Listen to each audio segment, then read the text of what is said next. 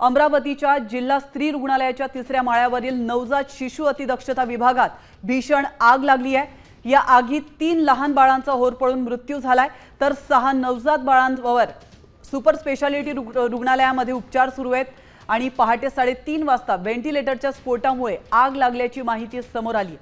या घटनेमुळे पुन्हा एकदा सरकारी रुग्णालयांच्या सुरक्षेवर प्रश्नचिन्ह उपस्थित होत आहे।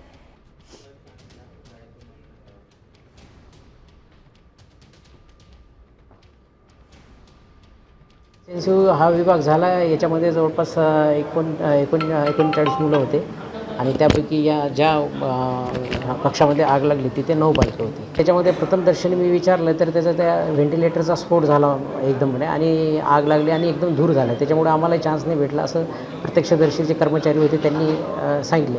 आता चौकशी केल्यानंतर प्रत्यक्षात आपल्याला लक्षात येईल, त्याच्याप्रमाणे पुढील कारवाई करण्यात येईल। तर कोणत्या मातांनी बाळ गमावलंय आपण पाहूयात ग्राफिक्सच्या माध्यमातून। पूजा बर्गे पुलगाव मुलगा गमावलेला आहे। नाचनगाव रोड पुलगाव मधील त्या रहिवाशी आहेत। किरण बेठेकर त्यांनी मुलगी गमावली आहे। बोरला चिखलदरातल्या त्या रहिवाशी आहेत।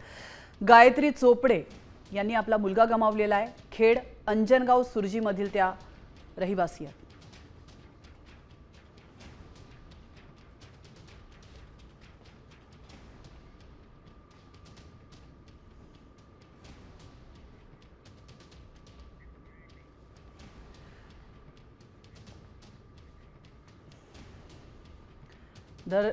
तर ज्या चिमुकल्यांनी आपले जीव गमावलेले आहेत त्यांच्या नातेवाईकांशी बातचीत केली आहे आमचे प्रतिनिधींनी। आपण थेट जाऊयात। जब ये हादसा हुआ तब आप कहाँ थे? आपको कब जानकारी मिली? हमको 1 घंटे के बाद जानकारी मिली। आग लगे बाद। अच्छा, वो आग बुझ चुकी थी पूरी। हाँ। जब जानकारी लगी हमको, फिर हम बच्चे ढूंढ रहे थे, बच्चे हमको मिल नहीं रहे थे। यहाँ पर हमारे बच्चे का थे तो वो बोल भी नहीं रहे थे कोई तुम्हारे बच्चे है भाई, तुम बोलते बाहर जाओ कर रहे थे सब। फिर 1 घंटे का मालूम पड़ा कि तुम्हारा बच्चा सुपर हॉस्पिटल में भर्ती करे, बोले आ जाओ बोले। हम पंजाब राव भी गए, वहाँ भी नहीं मिला हमको हमारा बच्चा। और यहाँ से बोलते तुम्हारे बच्चे को रेफर करेंगे यहाँ से, तुमको ले जाना पड़ेगा। हम कैसा ले जाएंगे बच्चा? अभी आप बच्चे को मिले आप वहाँ जाके? हमने अभी बच्चे को आगे देखा तो थोड़ी कंडीशन खराब दिख रही बच्चे की, और डॉक्टर बोलते बराबर है। अच्छा, करीब कितने बजे आग लगी थी? आपको क्या लग रहा है? 3 बजे के टाइम आग लगी थी करीब। तब आप कहाँ थे? तब हम घर पे थे। हम घर से भागे दौड़े चले आए। अच्छा, बच्चा फिर बच्चे के पास कौन था तब?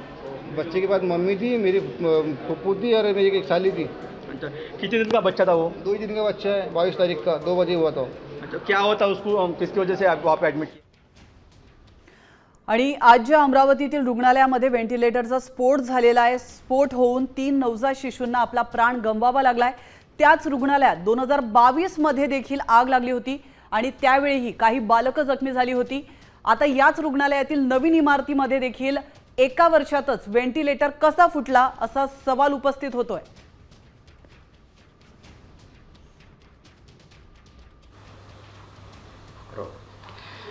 अमरावती जिल्हा स्त्री रुग्णालयामध्ये आज पहाटे 3:30 वाजता साधारणतः व्हेंटिलेटरचा स्फोट होऊन 3 बालकांचा जो आहे मृत्यू झालेला आहे। आता जर बघितलं तर 3 बालकांची जे आहे नावं समोर आली, त्यामध्ये 2 बालकं व एका मुलीचा समावेश आहे। साधारणतः बघितलं तर हा जो संपूर्ण वार्ड आहे, हा वार्ड आउटलेट वार्ड आहे। जे बाहेरचे जे शिशू असतात त्यांच्यावर उपचार करण्यासाठी हा संपूर्ण वार्ड जो आहे तयार करण्यात आलेला। या वॉर्डमध्ये साधारणतः 9 जे बालकं होते उपचार घेत होते, त्यामधले 6 बालकांना काढण्यासाठी जे आहे तो ऑटोकाट या ठिकाणच्या नर्सने प्रयत्न केला।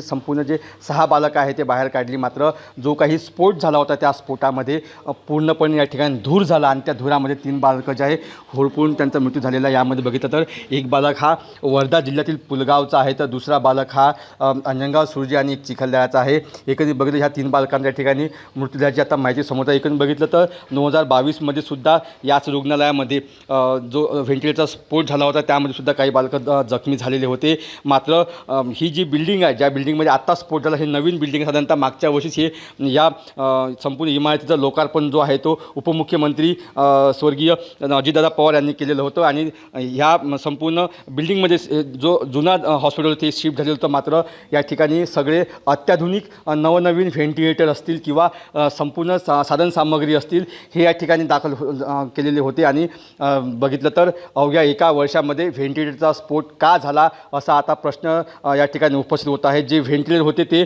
उच्च दर्जाचे होते की नाही, यामध्ये त्यांचा दर्जा कसा होता, आता असा हा प्रश्न या ठिकाणी निर्माण झालेला आहे. साधारणतः एका वर्षामध्ये कसं काय या ठिकाणी व्हेंटिलेटर फुटलं हा सुद्धा आता प्रश्न या ठिकाणी यशवंत ठाकूर यांनी प्रशासनाला विचारला होता. त्यामुळे आता प्रशासन आता याच्यावर काय कारवाई करेल, ज्यांनी या ठिकाणी व्हेंटिलेटर आणि इतर साधनसामुग्री पुरवली त्यांच्यावर आता सरकार कडक कारवाई करणार का, याकडे आता सर्वांचं लक्ष लागलेलं आहे. अमरगटर साम TV अमरावती.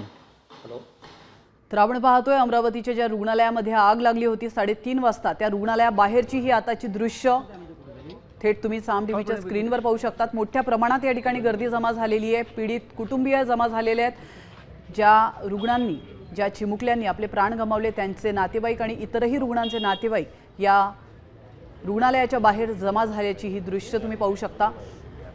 एका विंडोमध्ये आग लागल्यानंतरची दृश्य आणि दुसरीकडे आताची थेट दृश्य रुग्णालयाच्या बाहेरची.